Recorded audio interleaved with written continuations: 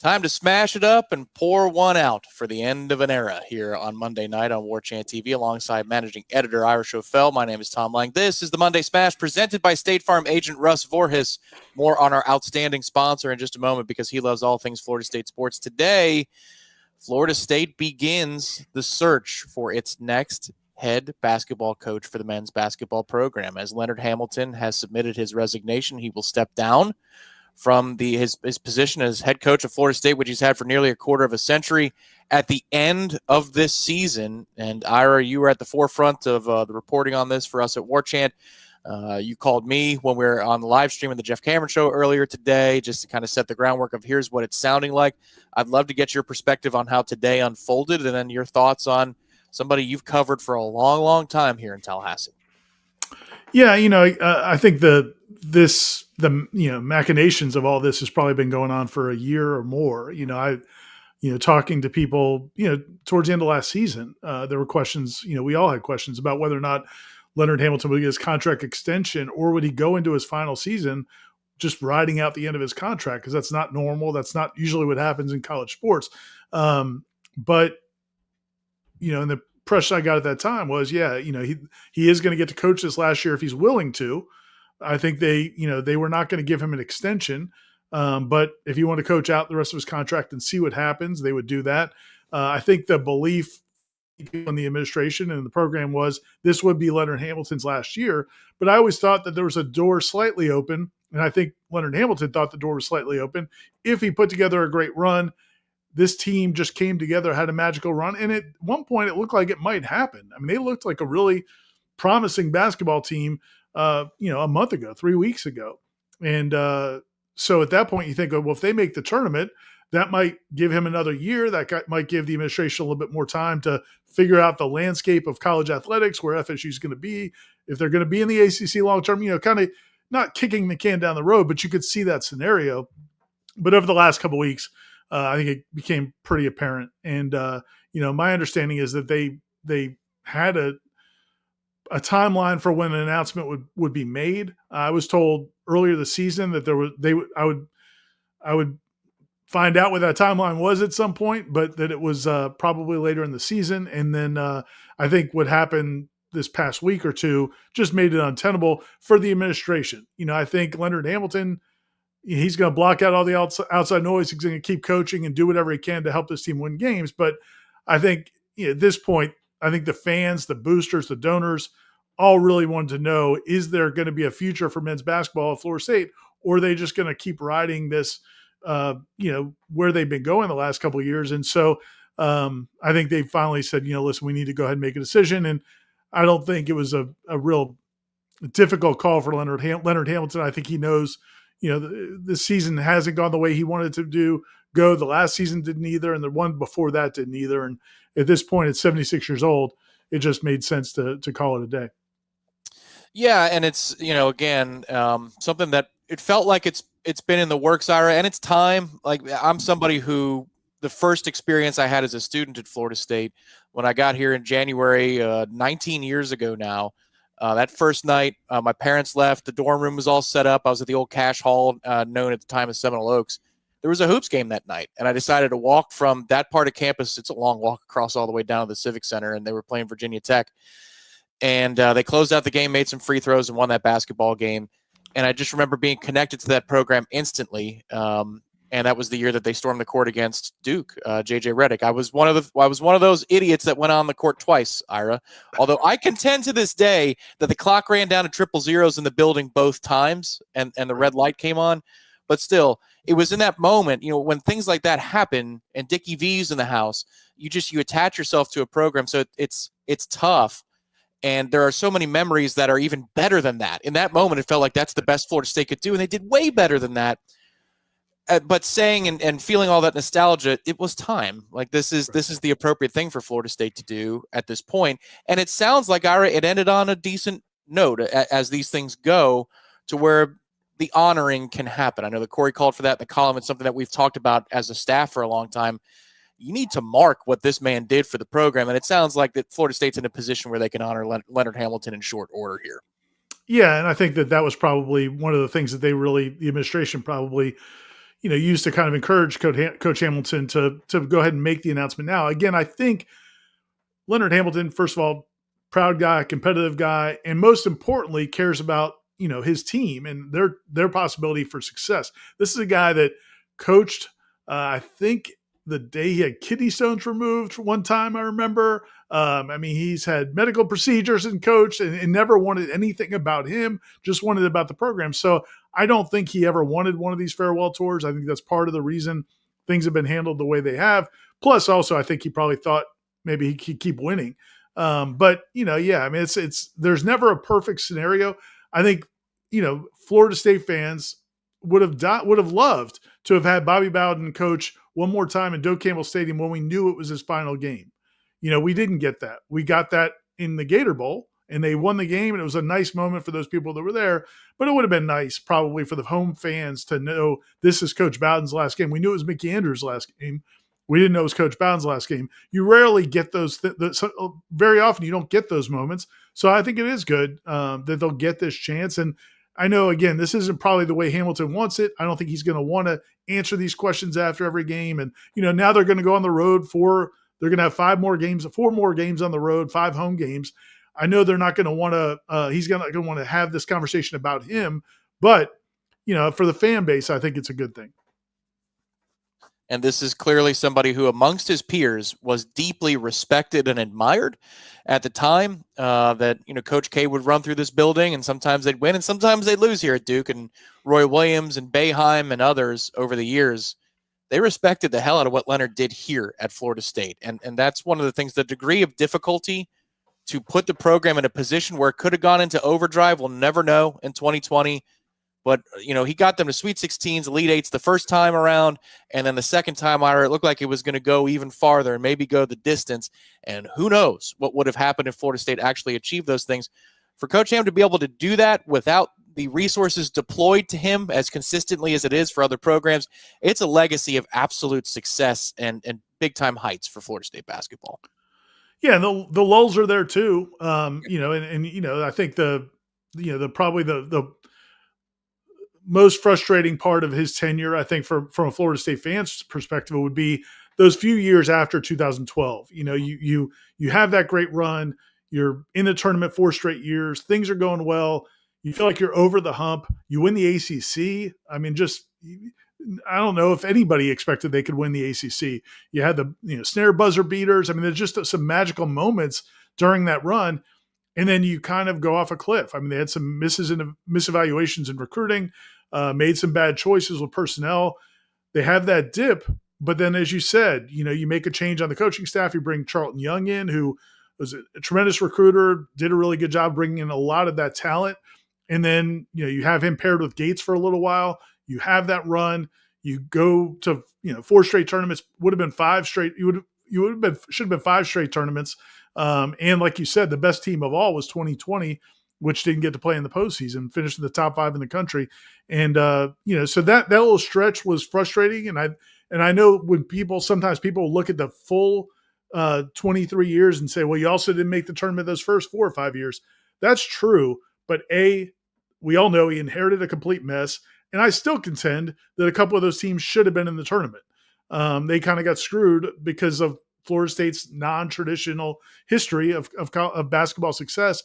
It was held against them. And so, overall, I think it's a great record. I think it's also, again, he did such a good job of representing the university extremely well. You think about during that same time period in the big 3 sports, you have Bobby Bowden, who's as respected as anybody in college football. Mike Martin Sr. is well beloved and well liked and respected as has ever been in college baseball, all-time wins leader, and Leonard Hamilton, who again put Florida State in just such a positive light, did so many great things for the players that came through his program, but also just people associated with his program. His coaching tree is very impressive. A lot of guys now in the NBA, either coaches or GMs. His mark on the sport is historic. We're going to talk Florida State football here in a little bit as it pertains to a way too early depth chart look. If you watched us last week, you saw us break down the running back room. That was a fun discussion. We're going to talk about a defensive position tonight. And then Michael Langston's going to join the program here in about 25 minutes or so. I'm going to talk and put a bow on recruiting as Florida State hits a dead period, at least an in-person visit dead period that kicked in today for the next month. So what did Florida State accomplish for junior days? What does 2026 look like? And maybe we'll talk a little bit of portal as well. That's coming up too. But Ira, I needed your help. I want you to talk me off the ledge a little bit, because in this day and age of NIL with the football, program getting everything that it needs to, especially at Florida State, ACC contract is low, and obviously there are concerns for a reason. I just look at this period of time where Florida State is in transition, and I wonder, what can the next guy do? What can the next person do who takes over for the men's basketball program? Do you have any sage wisdom for me? Because I'm a little concerned of what the next person's going to walk into here and what they can achieve. Yeah, I caught some of your conversation with Jeff about that on the JCS today, and it's a valid concern.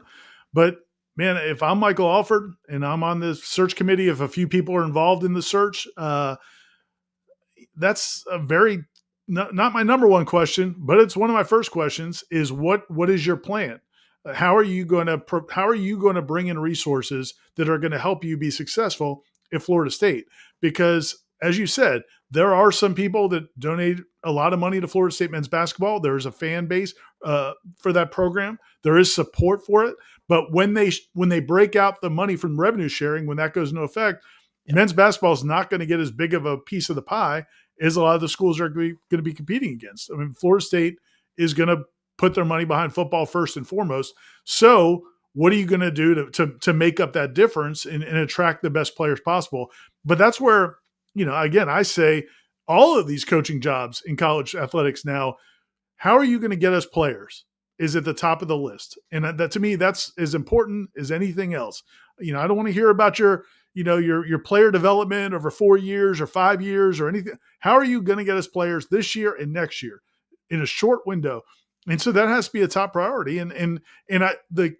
My answer to that is there are connections coaches can make in the business in terms of marketing. I mean, you think about the money in Nike and Adidas and the sneaker wars that have gone on for years and years and years, and the illegal participation that a lot of those entities have had in college athletics, college basketball for a long time.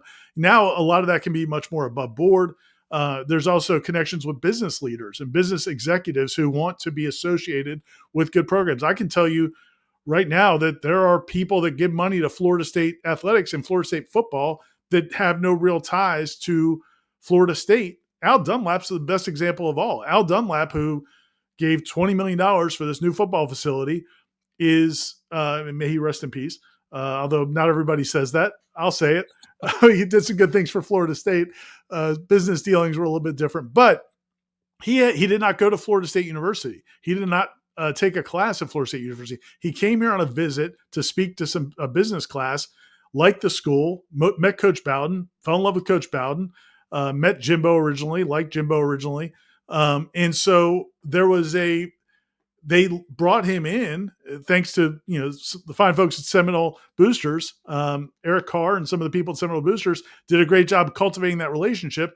And all of a sudden he becomes your biggest benefactor of all. So those things can happen. And as they're interviewing these candidates, they better have good answers for that. Yep. Because if you bring in a guy for an interview and he says, you should hire me because I've coached in the NBA, or you should hire me because I've coached in college basketball, or I did this, or I did that, but you don't answer that part of it, how you're going to bring money and resources and players to Tallahassee, it just about disqualifies you, in my opinion. Yeah, they could say to the administration, look, you might not wish this man rests in peace when his time comes, but for some reason, he loves Florida State basketball, and I've got him, and he won't support anybody else but me. I need to be the hire. I'm telling you. Before we move on to football, Wes from the Villages asks this question: what's your best memory interacting with Coach Ham? Ira, you've got hundreds of interactions. I'll start because I have a lot fewer of them. I can remember the first time he called me buddy. I felt like, all right, I made the club. While we were walking out, and he asked me a question about a JCS interview, and he said, "Hey, buddy, come on over here." I was like, "Oh, okay." I'm a little nervous, but I walked with him and he asked questions about logistics of a phone call the next day. But my favorite interaction with him was the Georgia Tech Florida State football home game in 2009, I guess it was, might have been '08. The lightning delay game where Florida State punted once and lost. Yeah. Okay, the student section was wearing black that day if they wanted change. Wear black Right. head to toe if you want to change. I might have been wearing a black FSU hat, black shirt, black shorts, and I'm deconstructing the pregame show at Langford Green. There was an ISDN line near the Unconquered statue, and I'm pulling the wires, and I bump into somebody as I'm pulling it back, and I turn around, and it's Coach Ham. And Coach Ham had just gotten out of the snow cone line. He has 2 snow cones in his hands, and I go, I'm so sorry. And he looks at what I'm wearing. I go, this isn't for you, man. I love you. You're doing a great job. And he just smiled and laughed, shook his head, and he walked on his way for the snow cone. So a couple That's awesome. interactions with Coach Ham, but always a gregarious guy. What's yours, Ira? Yeah, I mean, a lot. I think to me, the moment that I'll two real quick, and one was a moment, and one was a kind of a breakthrough moment in terms of my, I guess, sports writing career. The first one is the big one. I asked him very early on. For people that know Leonard Hamilton's story, broke every racial barrier along the way. Was the first African American player at his junior college, at his 4-year college. First black assistant coach at Kentucky. I mean, just broke so many racial barriers. And again, lived through a time growing up in Gastonia, North Carolina, growing up in the South in that time. I mean, you just can only imagine what he went through. And so I would ask him occasionally, the first 6-7 years that we covered him, I would be like, one day I'd like to sit down with you and talk to you about some of the things that some of the struggles you faced and some of the things you overcame. And he just would just kind of wave it away and basically say that, there's no really, that's not, I'm looking forward. I'm not looking in the past, and which is very typical Leonard Hamilton. And so it just kind of went on for every year I would ask him. So finally around that 2012 season, I don't even remember how we broke through, but I think I told him, listen, man, I'm going to North Carolina. I think I told him I was going to do the story no matter what, because I was at the paper then at the Democrat, and we would travel for road games. And so I was going up to cover Florida State playing, I think it was NC State. And I said, hey, I'm going to be up there. And it was like Virginia Tech, then NC State. So I was going to be like in that part of the country. I was going to stay on the road for like a week. I said, hey, man, I'm going to Gastonia, and I'm going to find your old friends, and I'm going to do a story on kind of what you went through. And he just decided to help me on it. And he said, okay, you need to talk to this guy. You need to talk to this guy. You need to go here. You need to go here. And man, he opened up everything. And so it was almost like going back in time. I mean, I went to the playground that he grew up playing on. I went to visit his mother in a nursing home. She was in her 90s, and I got to talk to her for a little while. I mean, the idea that Leonard Hamilton, one of our first interactions with him, sorry, I'm taking a long time with this, but it's a good answer. One of our first interactions with Leonard Hamilton was Jim Lamar and I were at the Osceola, and Jim was talking to him and said, hey, we're with the Osceola, we cover recruiting some. And before he could get the words out of his mouth, Leonard Hamilton goes, I'm not going to tell you who we're recruiting. Like flatly, just like that. I'm not going to tell you who we're recruiting. And Jim's like, all right, man, that's fine. So that's kind of how we got started, to the idea that 10 years later, I'm driving in a rental car and he's giving me directions to his mother's nursing home. May she rest in peace also. Was just incredible. And then, he's giving me phone numbers, and he's calling and then he's calling afterwards to see how that guy's doing. And it was just incredible. It was and the story I thought came out really good. And Chuck Walsh at FSU has always been very gracious to put it out and give it to media when they do. Is kind of one of the definitive Leonard Hamilton stories. But to me, it was just that him allowing me to kind of be in that. And he's done it a few times since, but I really felt like that was the first time he'd really kind of opened up that door. And the stories I could tell from those interviews, the story, the article was good, but just talking to his junior college coach and the stuff that, their perspectives on Leonard Hamilton as a 20-year-old. And I could tell stories for days. The other moment though, I think that'll always sit with me was when they won at Duke, and the buzzer beater at Duke. I was covering the game because I was on the road for the Democrat, and Leonard Hamilton's from North Carolina, and he's, man, the idea that you're coaching at Florida State, you come into Cameron and you win, snap their winning streak, and man, I just thought if that was me, dude, I'd be strutting across the court. I'd be moonwalking to the handshake line. And after the interviews are done, I told Chuck Walsh, Chuck would always, if you went on the road to cover them, he would help you get Leonard away from the media, get a little one-on-one time, which I was appreciated. That was the best thing about covering basketball for the Democrat. And so after the press conference, everything else, I find Leonard, or Chuck finds Leonard for me. And I said, hey, I want to talk to you a little bit more about the game. And so he's like, here, come here. And he like drags me underneath the bowels of Cameron Indoor because he's like, man, if we go out there, we're going to get mobbed. And it was like, he just kicked Kay's ass on Kay's court and didn't want to bask in it. It was like when the shot went in, shook their hands, took it off the court, and that was the statement. Like, he didn't need to go parade around. I always thought that was a really cool. And then he and I just talked underneath the bowels of Cameron Indoor, for 10 minutes. So again, I have tons of respect for the guy, obviously. He was almost at midcourt by the time the shot went in with his Yes, hands extended. He was like, get your shine box. Yeah, exactly. Yeah. It's almost like Jay Wright in the national side. Like, good. All right, there we go. Yeah. That moment was unbelievable. Well, Len Elmore celebrated for him on the call. What a call that was. Man, that makes me giddy every time I hear it because Len understood the magnitude of the moment. Speaking of Len, and I don't know if you were in the Noles zone when JJ's last trip to the Tuck. The court, or was he back for one? I think he was. I think his last time, I can't remember. One of them, the one he scored 30 something. He was jawing with some kids in the Noles zone the whole in pregame. They were just killing him, and they were going back and forth. And Len Elmore, I remember he took off his headset at one point and turned around to them. He's like, I think you're messing with the wrong guy. And then I can't remember what he scored, but I felt like it was 35. It was he got his the night we played. I remember Alexander Johnson was big in that game. Obviously, Al Thornton went off on a run. I got to the baseline, so I was taking a psychology test. This is true college. I was taking a psychology test. My two roommates were in line because it was open the doors and run as fast as you can to the spot, and they held the place in line for me. I don't know how we didn't get in trouble. Like, how I didn't get in trouble for cutting the entirety of the line. They held his place for me because my psych final was at 5. And I motored through that, and I'm sure I got 10 points worse than I would have if I took my time. I'm like, the hell with this. I'm going to the game.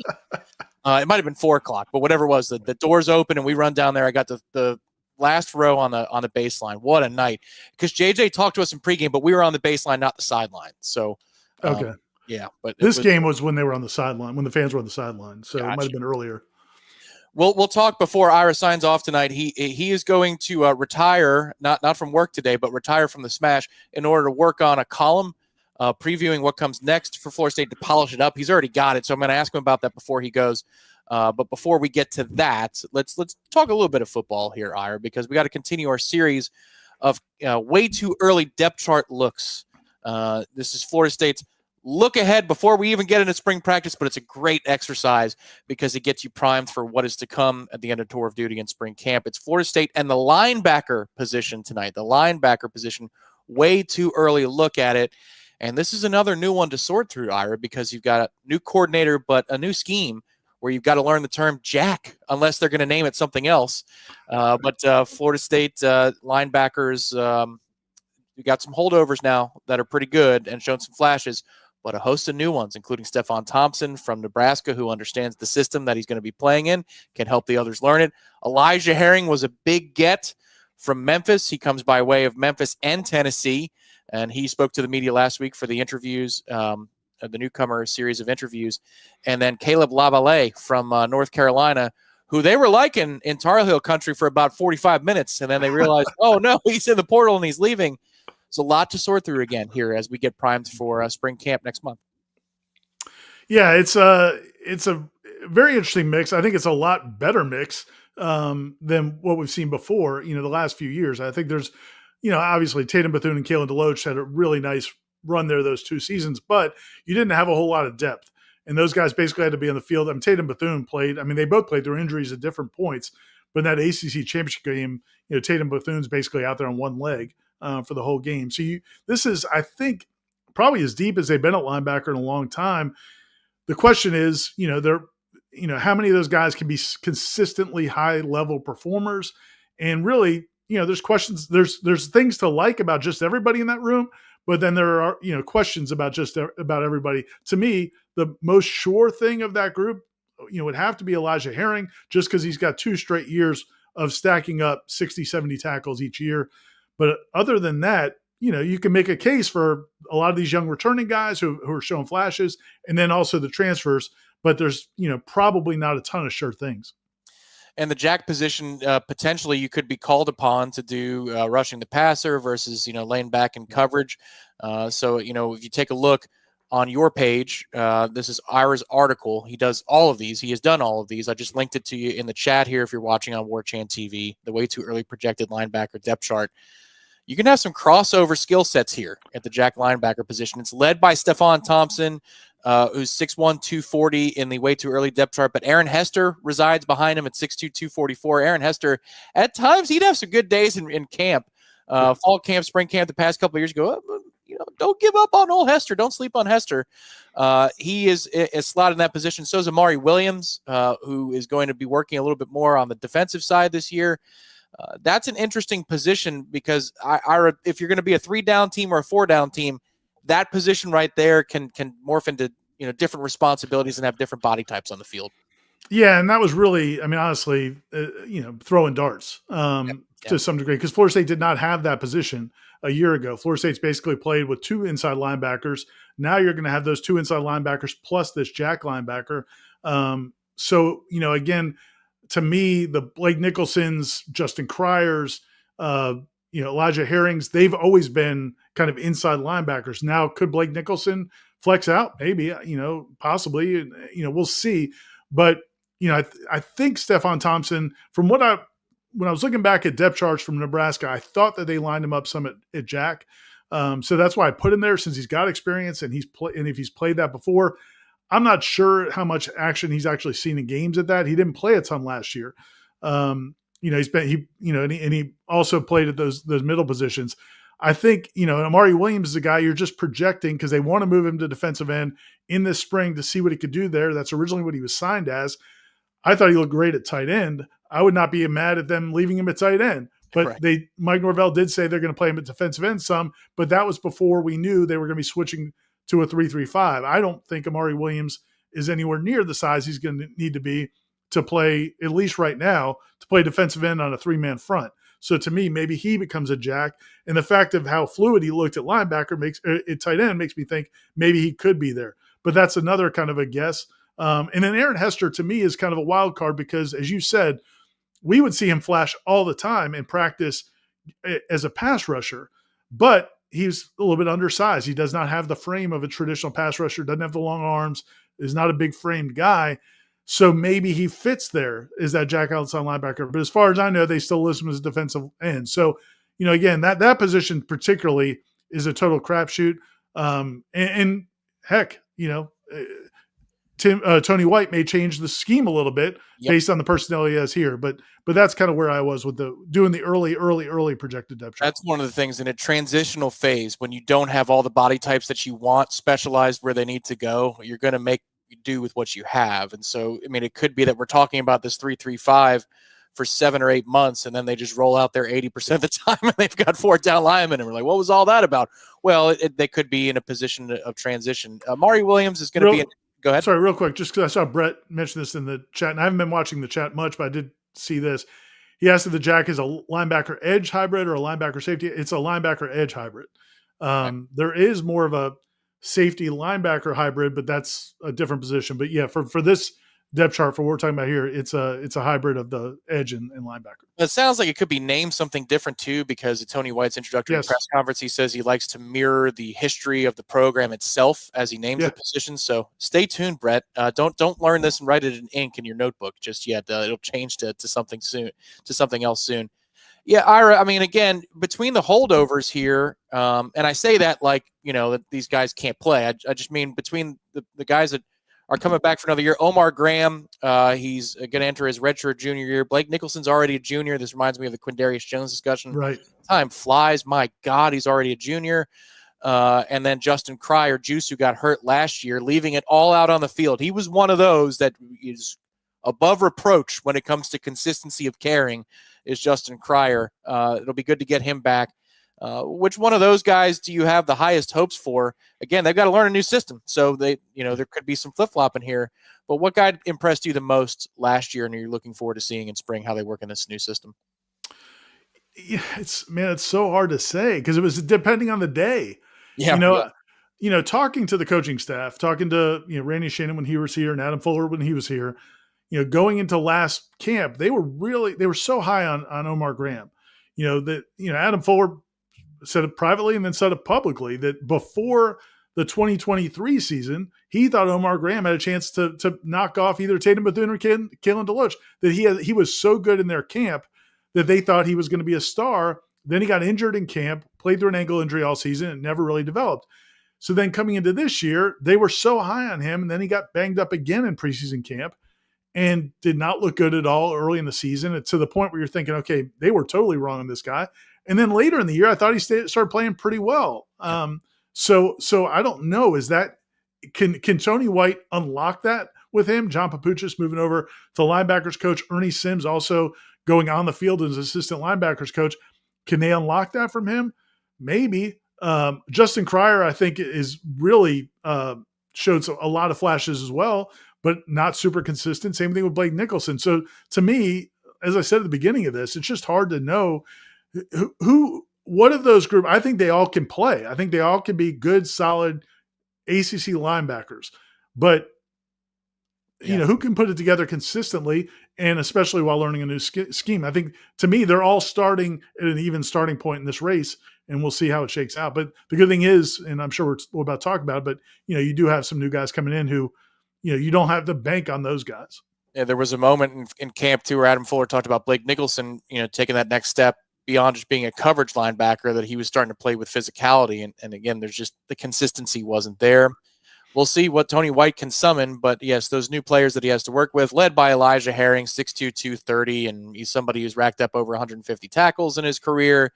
Stephon Thompson is going to be a fountain of knowledge. That's an important piece to get, Ira, even if he's a rotational back or a second line of the depth chart. And I'm not limiting him. I'm just saying, having that guy to help speed up the process in the meeting rooms, that they're talking right now about what is going to be expected.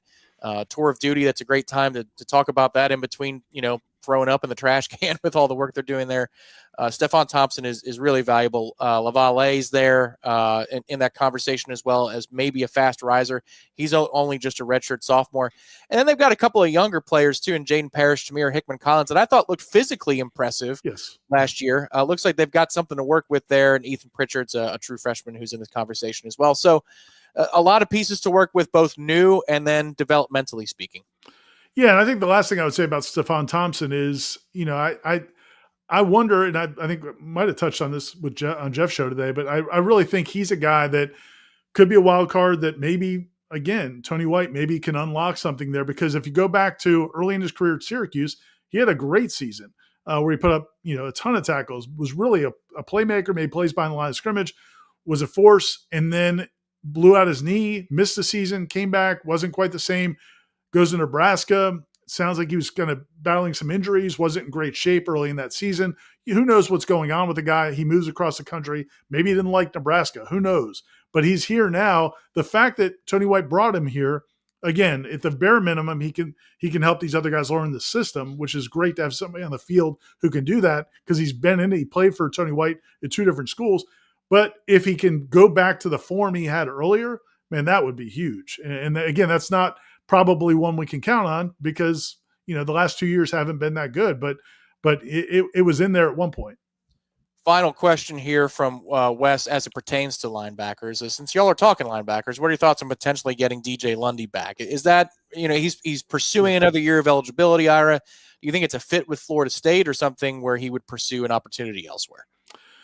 I think it's a fit if he and Tony White hit it off. I mean, I think, again, some people were down on DJ Lundy because he flirted with Colorado, went out there, and then decided to come back. Some people are down on DJ Lundy because they feel like he didn't look very good when he was out there at times last season.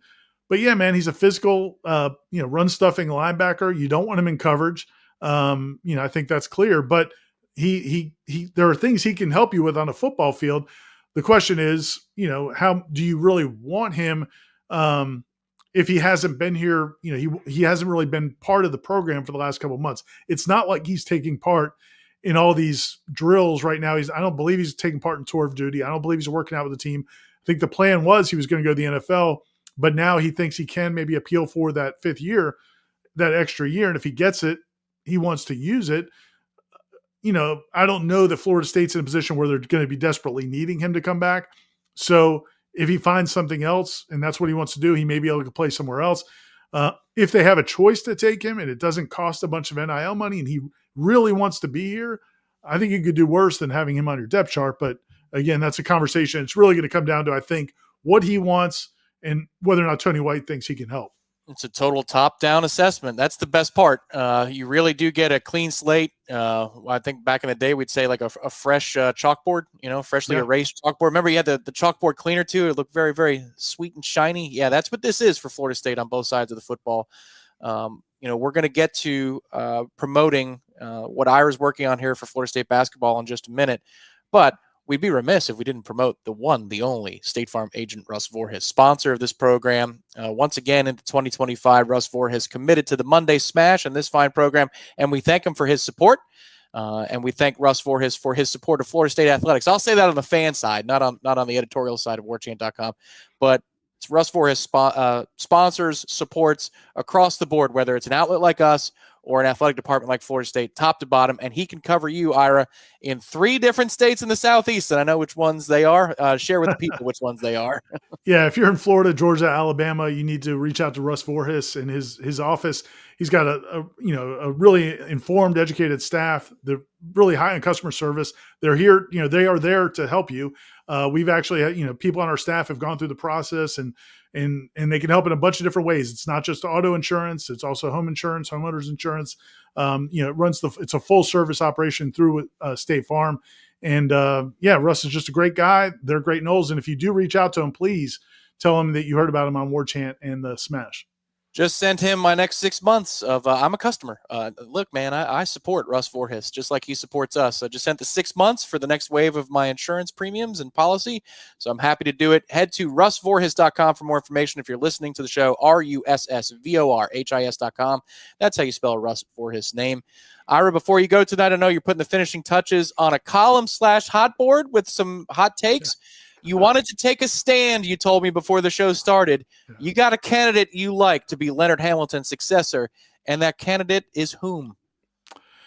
Yeah, listen, man. I think there's probably 4 names, 4 or 5 main names that are kind of the leaders of the pack right now, based on what we're hearing and based on just common sense. But to me, I really think they really need to take a long, hard look at Charlton Young. CY, who was on the staff under Leonard Hamilton for 9 years. Really, that 9-year run, you pretty much parallels maybe the best decade, certainly the best decade of Leonard Hamilton's tenure, maybe the best in Florida State history. It's from a recruiting standpoint, there aren't many recruiters better in the country. And I know you could say the NIL game has changed things. Well, he's on Dennis Gates' staff. He's the number 2 assistant coach under Dennis Gates at Missouri, and they are loaded. In this current environment. This isn't a case where this is a guy who recruited in the old world and you question whether or not he can recruit in the new world. They have a loaded roster. They're number 15 in the country. They have a chance to win the SEC this year at Missouri. That program was in deep trouble when Dennis Gates and CY got there. Last year, they had a lot of injuries, but they've done tremendously well. And again, you think about that run at Florida State and the players they brought in here from the Dwayne Bacons, the Malik Beasleys, Terrence Manns, Devin Vassell's. It's just the list goes on and on. Charlton Young, CY was a big part of that. He's also a great motivator. I think a really good, a developer of talent. Again, covering that program closely, my 5 years, 5, 6 years covering that basketball team for the Democrat, I covered the home games, covered the away games, got to know the program really closely and see why I was there for that time. And I just, I can't really speak more highly of him. So I like Luke Laux. I really like Luke Laux. I covered him as a player. Great guy, has a tremendous career, early stages of his career in the NBA. Started, I think, 8 years ago in the NBA with the Golden State Warriors. Has really moved up and up. He's with the Sacramento Kings now, is doing tremendous things. I think he's certainly got to be in the mix, and I think there are people pushing for him. There are people pushing for Sam Cassell. I don't need to tell you too much about Sam Cassell. Everybody remembers him as an FSU great. And then also what he has done in coaching. He's been on a bunch of NBA staffs. I think he's currently with the Celtics. But those are to me three of the main candidates. And I wouldn't rule out Dennis Gates. I think a lot of people are going to rule out Dennis Gates because he makes $4 million a year in Missouri, and because he's an SEC coach, and he's probably going to either do a big extension after this year, or he's going to have other job offers. The one thing I would say though about Michael Alford is look at the hires he's made since he's been the athletics director of Florida State. He swings big. He there were a lot of people that thought Florida State couldn't get Link Jarrett when Link Jarrett was at Notre Dame, having success there, going to the World Series. And Florida State had passed him over a few years earlier. Kind of a not great situation for Link Jarrett, how that all played out. He was willing to come back. Michael Alford made that happen. That was a big hire. A lot of people didn't think that could happen. There were some other personal reasons that made it possible. He's an FSU alum and all that. But that was where Michael Alford's mind was. The soccer coach, and again, soccer fans certainly know Brian Penske's resume before he came to FSU.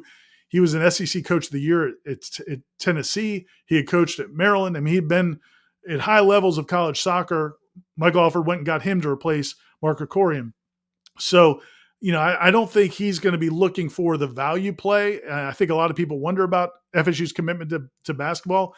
I don't think he's going to be looking to just find the hidden rock, the hidden gem. If he's got a chance to make a big hire, I think Michael Alford would try to do that.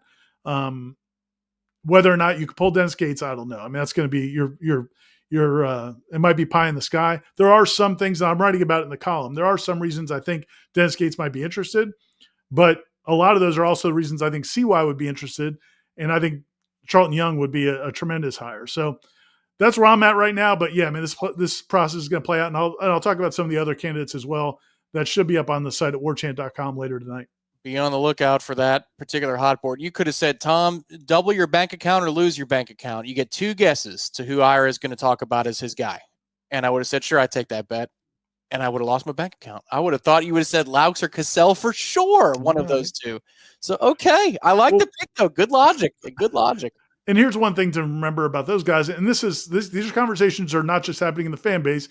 They're happening over at FSU and in the college community. I've talked to some people, and I'll wrap up here so Michael can talk the recruiting. But, I've talked to people in the industry that, there's a feeling a lot of schools want to kind of go the NBA route because of NIL and all that. And I get it, but there's not a ton of success stories with those guys so far. Now, again, I'm not saying Luke couldn't do a great job, or maybe Sam. I don't know Sam Cassell at all. I've interviewed him twice. But Luke I do know well, and I think the world of Luke. And if he can figure it out, I think he'll do a great job. But it is, there's not a lot of these NBA guys have flamed out. It's just a different world. Even in an NIL world, it's different when you have limited resources. There's a lot of things that go into college basketball coaching that you don't have to deal with in the NBA. So that's kind of what separate. That's why I would give the nod to Charlton Young. He's been a head coach in college basketball. He's been an assistant for a long time. Everywhere he's gone, they have won at a high level. He was at Georgia Tech when they had it rolling. They've had it obviously at Florida State, now Missouri. And so he'd be my guy, but I certainly wouldn't be upset if Luke Laux or one of these other guys ended up getting the nod. Well, all right. I do feel a little bit more hopeful after you gave us the list of those candidates that any one of those guys could bring some interest back to the Civic Center, which is sorely needed. And I look forward to calling it the Leonard Hamilton Court at the Tallahassee Tucker Center or Civic Center. That's what we need next. I appreciate the time, and I'm sure we'll be talking again soon next week. And who knows what the hell will happen? We didn't even get to an ESPN ACC contract discussion tonight, so there'll be, I'm sure, a lot of stuff next week this time. But appreciate it as always, man.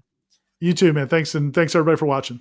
All right, in 15 seconds, you're going to get some intel on the recruiting side from Michael Langston after this word from State Farm agent Russ Forrest on the Monday Smash.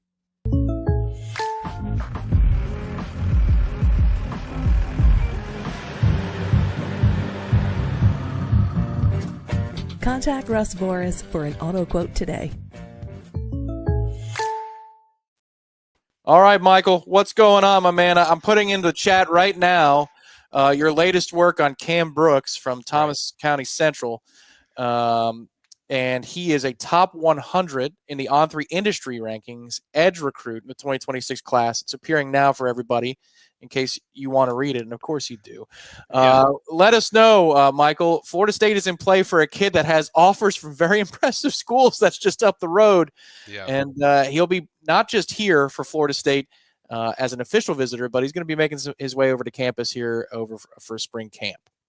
Yeah, this is an important one. I think Tony White went to see him earlier, probably a week or two ago, and then Mike Norvell was there last Friday, and I think it was one where they wanted to make sure, like, hey, they that's just one they desperately want in this class that is very vital to their 2026. So I think making a big impression was very important, and I think in both of those instances with those in homes, I think, and with Mike it was more at the school, but. I think overall they both were really important visits, and I think that the takeaway with all it is like Cam really wants to see what this scheme of this defense is going to look like and kind of envisioning himself in it. And I think as long as they do that, they're going to be tough to beat because Cam loves FSU. Certainly, if the product looks good, I think certainly the chances go up. Certainly, there's competitors. Clemson, Georgia, these schools, Auburn, they're all Tennessee, they're all very much in the picture. So FSU is going to have to certainly nail in those things when he visits and sees these different things with the spring practice. I think a big thing too with Cam was he wanted to be a stand-up guy. He doesn't want to be a guy that puts his hand in the dirt. He wants to be a guy that just goes, and kind of let him do his freedom of things he that stands out about his game, which is pass rushing. Obviously covering if he needs to out of the backfield, and then really blitzing and all that different thing that stand-up guys do. So I think overall, sounds like FSU is definitely a major priority and one that I think is one of the most important recruits for FSU in the high school cycle for 2026. Yeah, Michael, that's one of the things that, Florida State, Ira and I were talking about this with the linebacker preview tonight. We were looking at all the different linebackers that Florida State can pull from this year in the 3-3-5, if that's what they run. Yep. So many more responsibilities for a potential linebacker, especially if you're a larger player, because they can ask you to rush the passer. I mean, every linebacker can blitz in any scheme. But this scheme seems to be asking more of somebody who's a taller frame, like 6'4", 6'5". In the Cam Brooks article, he's talking about how Tony White let him know that, hey, yes, you're going to stand up, but I might ask you to be in coverage a lot. I might ask you to be a speed rusher or work against the run.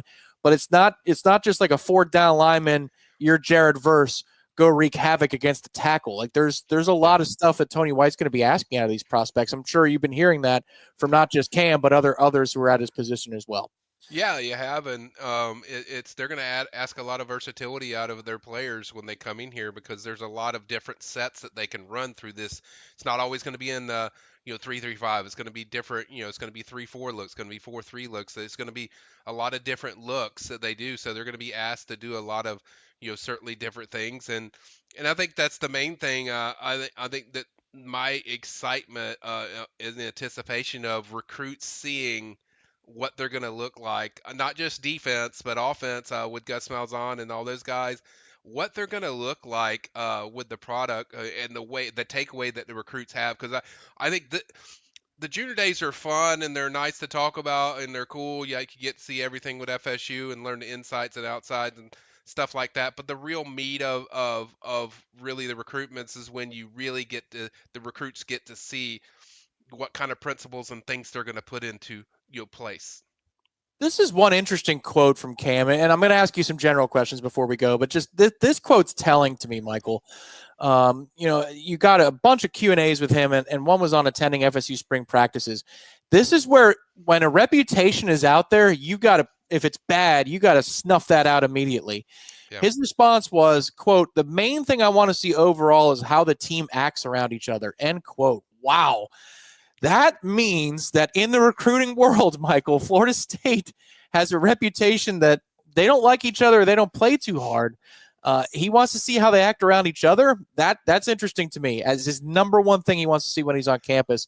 Florida State has to do a good job of creating that culture that kids want to be a part of again.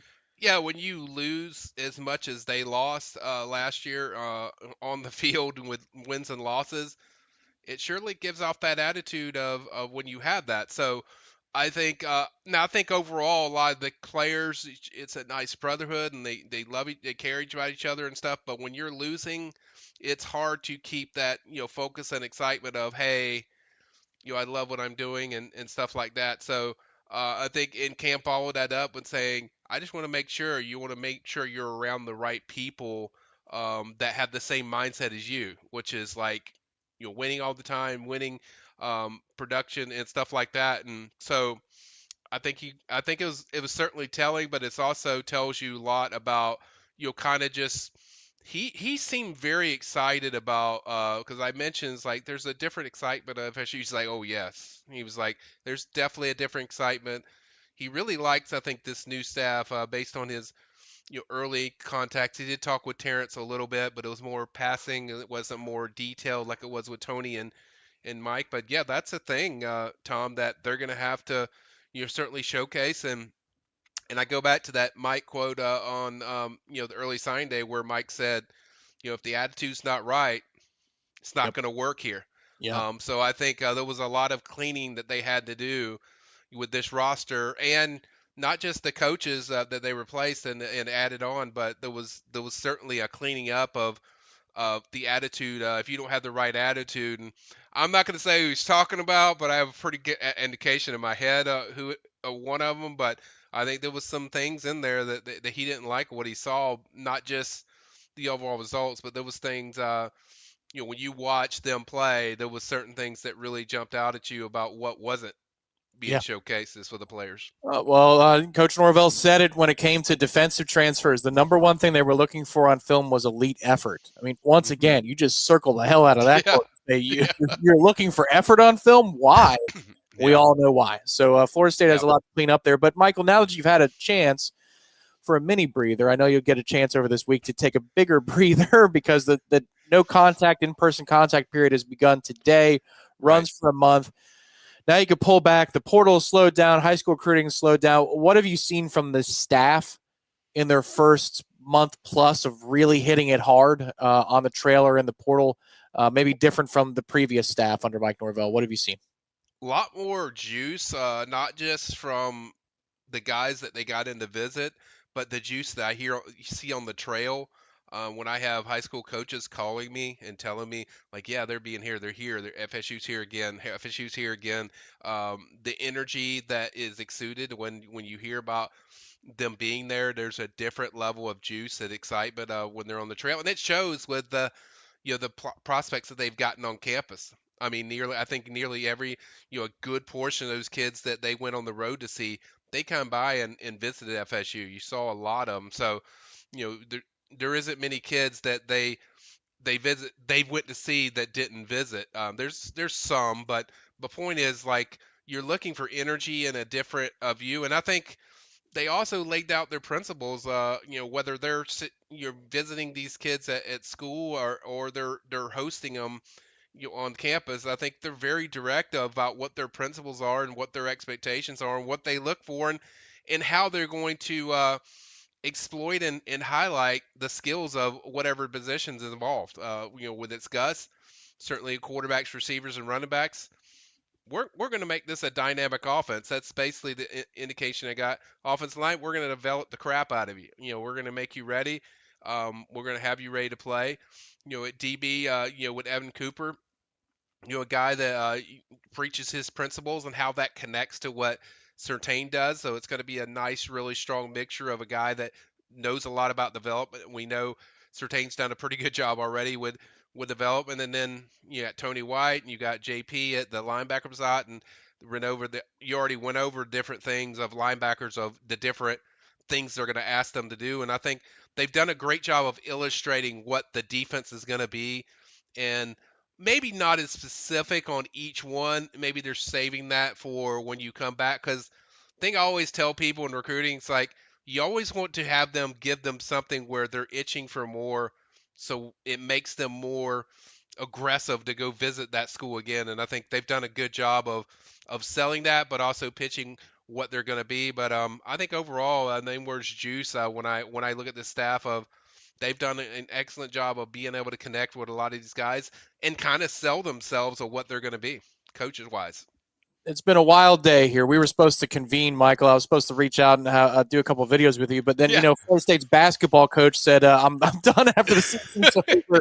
So you know how it goes here with news. But I did want to get your thoughts on this. Ira brought up, and you were here in the green room listening to it, CY as a candidate for Florida State's next head coach. I mean, you've dealt in some big circles in basketball recruiting. Florida State, it wasn't that long ago, brought in lots of big names on the circuit. Your impressions of Charlton Young as a recruiter and potentially a candidate as a fit here in Florida State as the next head coach? Yeah, CY is really good. My thing is just the head coaching principle part of it. You'll be able to handle a step up of what you're doing. But he was really one of their top assistants. He was really good at managing different things. I know Stan did a lot of the organization of maybe the detail team oriented stuff, but CY was very good at connecting with recruits. He's very one of the most popular guys. Dennis was as well. Dennis was extremely good. Now, if I'm giving a cheerleading moment, certainly I'm cheering for Dennis, because that was the one that just blew me away when I was around him, the way he is with kids. But I think both of those guys are phenomenal from a recruiting standpoint. I love what they do. Obviously, Dennis will be, as I illustrated, that's more pricey, and to CY as an assistant coach, that's more attractive to be able to sell that and get that down. I actually like that when Ira said that, like the lead guy, like I like that. But I think from a recruiting perspective, he nails it. Certainly a guy that knows the area and knows the blueprint around here. I think he certainly has all the credentials. My only concern is, like, are you ready for that next step as far as the head coaching part? Because it's a different level when you go from assistant to head coach. But overall, I think he has the mindset and the intelligence and certainly the skill. He would be a phenomenal hire. And then your thoughts on Coach Hamilton's tenure. You covered a lot of seasons of Florida State hoops, and obviously everything. I remember us talking years ago about Fiondu Kabengele, and that's not that long ago. We've talked about things before that, but I remember you saying you were at the ESPN studios. You're like, hey, this kid's got a huge growth spurt. They love him. He's going to grow into something more. He was a two guard, and they think that they found a diamond in the rough. Like, just any stories or thoughts you have about Coach Ham and your time covering him? I loved it. Really, I mean, I think people see Leonard and they're like, he's always angry and he's an angry guy all the time, and he is one of the sweetest men when you're around. He's just a great, charismatic guy that you like to be around. I've had a lot of great experiences with him. Overall, I think the greatest coach they've ever had, and they need to do something for him to represent him and credit him and award him for what he's done for FSU basketball. I think is absolutely amazing. I'm born and raised in Tallahassee around here. A lot of people don't know this, but I'm a basketball first guy. That's the sport I played when I was growing up. Very astute on all the basketball stuff. So I follow basketball a lot and certainly followed everything he did, and was a trailblazer as far as the system that he ran, that he really established. It really stinks the one year with Trent Force and then that they got that COVID year taken away. I really thought that team was a Final Four type team, and it's unfortunate. But and two, just with basketball and sports in general now with NIL and portal, it's just there's a different level of adjustment, as far as what you do. But my time with Leonard has been absolute phenomenal. Like I said, incredibly charismatic guy that I'm certainly going to miss. But I also understand what needed to be done when you kind of see when it's time to turn the page. But I'll have some great memories just watching him, all the great games that he was able to pull, and just winning the ACC championship. You'll never forget that year, and just a lot of great memories in watching FSU basketball when I've watched it, and I've been here for every one of them. So overall, I think he definitely will be missed, but it's definitely something that I'm excited about, kind of what they do and the direction they go. Yeah, it's a blank slate for the first time in nearly 25 years. Yeah. Oh man, when you put it that way, that's crazy. What's coming up this week on the site and the channel? Projects that you've got irons in the fire, Michael, for the recruiting coverage at Warchant. Yeah, one I'm working on. I think it's a really pivotal one, as far as that I take a lot of pride in, is um, top 10 class. FSU hasn't had one of those in a long time from a high school market. It's been over 7 years, Tom. I know it may that might surprise some people, but I'm working on a story. It's called "The Path to the Top 10," and kind of illustrate kind of what I think, if you do this, that it will shift. And I do think that's very possible now with the ingredients they have, that with this coaching staff. I also like the new hires they made, when, the finance department, with the different things they're doing to help with NIL. I think that is a big deal for FSU. So, kind of just the first one is the path to, the top 10 class. I'm going to do that. Have a few more other features. We're going to continue releasing the 2026 hot board. That'll be on the PRB, guys. You can check it out. I'll start releasing, certainly some more of those, and then just have a lot of, definitely good features coming up where, we'll break down kind of the rankings of a lot of these guys, because we haven't really done a lot of that as much, with 2025 and 2026. We'll do some stuff with that. And then two, hopefully it got a nice treat for you guys. I'm expected to have a roundtable with Chad Simmons, On Three's national analyst. It's probably going to be me, Matt, and him, and going to ask them different things that they're the pressing questions. I might even go to PRB and say, hey, what questions would you guys have? What do you want to know? What is the most important that's important to you? So might do that later the week once I lay down the set date of when that will be. But I think likely could be later in the week. Certainly have signing day on Wednesday. So you have guys coming up that are going to sign. You got Chasten Brown, you got Sandman Thompson as well, and you got Antonio Kamari Jr. And then they're waiting on Zabir Mathis. Put an update on that. Looks like Maryland's starting to trend a little bit now for that recruitment. The FSU's got an important meeting tonight with him, so we'll see. That's really the remaining one I think that's left for FSU. But overall, as people can see, there's a lot more stuff coming up, and then we'll attack, certainly get ready, everyone ready for that 2026 recruiting cycle, since now we're done with visits at least until probably March. So it's a never a dull moment around Warchant. No, never a dull moment is right. And be on the lookout on the channel for a video about portal needs too. There you Portal. go. Yeah, I know everybody. They're like, "Oh, what? The portal?" Yeah, exactly. Join us at warchant.com. Won't you please? It's $1 for your first week, and then 50% off your first year if you're a new subscriber. How about that? $1 for your first week, and then 50% off your first year as a subscriber to warchant.com. We call it the 150 special. And if you're already a subscriber, but you haven't upgraded all the way, well, then you got to be a member of Warchant Gold. It's an ad-free experience, but we give you money immediately to offset the increased cost as a thank you for upgrading to the top tier at warchant.com. You will be sent a $20 gift code to Garnet and Gold. You'll be given an extra 5% off all Garnet and Gold purchases. Warchant subscribers get 10% off all Garnet and Gold purchases for the life of their membership. If you're Warchant Gold, you get 15% off all Garnet and Gold purchases for the life of your subscription. Awesome deals available to you, and also some exclusives like the Renegade Room, where tomorrow they're going to be recording, and it'll be released later in the week, an exclusive Seminole headlines, 30 minutes back and forth with Warchant Gold members, which is pretty cool. I even put in there today, Michael, a 3-minute clip of me and Dominic Robinson talking about Gus Malzahn's offense. I'm not talking at all in the clip. That's what I've been waiting on. That's what I've been waiting on. Yeah, that's some really good stuff. And yeah, there's a lot more stuff that's coming up. I'm also going to try to hit up some former players to kind of get their take on kind of what you have to do in this NIL era, and just kind of get their take on, because we're looking for a bounce back season from FSU. So from a recruiting perspective, people like to hear about that. It's exciting. They want to know like what their thoughts are as far as what's the key, so a lot of stuff going on, guys. Definitely hit the like button. Definitely go see Russ Vorse if you need the State Farm insurance. That's the guy to go to. Russ is the best. Like I said, always hit the like button, and certainly for everyone watching, we thank you for watching. We're definitely humbly grateful for every one of you. There it is. He got the sign off for me. Michael Langston doing the work right there as a host. Thanks to Ben Spicer behind the scenes, Irish Rafael, for contributing to the program. As always, as he's the heavy here, the managing editor of Warchant.com, bringing us great insight. And yes, a special thank you to Russ Forhis as he continues on sponsoring this program in 2025. To all of you in the chat, thank you very, very much for your participation tonight. We sign off now, but we'll be talking to you very shortly here on Warchant TV. Be on the lookout for that D-Rob feature. It's 40 minutes of breakdown of Gus Malzahn's offense in 2017. Hit the like button on the way out, everybody. Good night. Thanks, Michael.